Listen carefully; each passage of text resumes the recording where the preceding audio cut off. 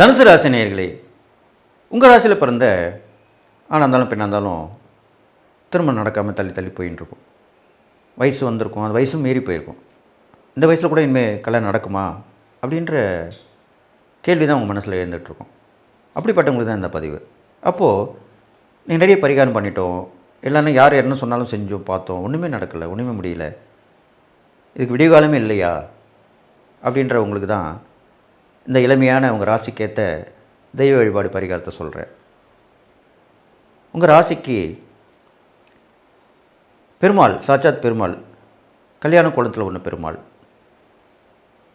அது பாமா ருக்கின்மையாக இருக்கலாம், ஸ்ரீதேவி பூதேவியாக இருக்கலாம், 2 வித லக்ஷ்மிகள் கூட இருப்பாங்க. அந்த அப்பேற்பட்ட பெருமாள் அந்த வழிபாடு பண்ணணும். நீங்கள் அது ஒரு புதன்கிழமையாக இருக்கணும். புதன்கிழமையாக வளர்பறை புதன்கிழமையாக இருக்கணும். அந்த பச்சை கலரில் நீங்கள் அவங்களுக்கு வஸ்திரம் சாத்தலாம், அபிஷேகம் பண்ணி. இப்போ பெருமாளுக்கு அபிஷேகத்தை விட அலங்காரம் தான் ரொம்ப பிடிக்கும். அவருக்கு அலங்கார பிரியர்னு பேர்.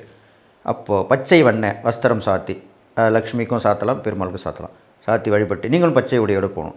போயிட்டு மாலை வாங்கி அந்த இறை மூர்த்தங்களுக்கு மாலை சாத்தி நீங்களும் மாலை வாங்கி கழுத்தில் அணிந்து கொண்டு அந்த ஆலயத்தை 11 முறை சுற்றி வந்து அதே நினைவாக வீட்டிற்கு வந்து மாலையை வைத்து 48 நாட்கள் அதே நினைவாக இருந்து வந்தீர்களானால் உங்களுக்கு நடக்காத திருமணம் கண்டிப்பாக நடக்கும் என்பது உண்மையாக சொல்லப்படுகிறது.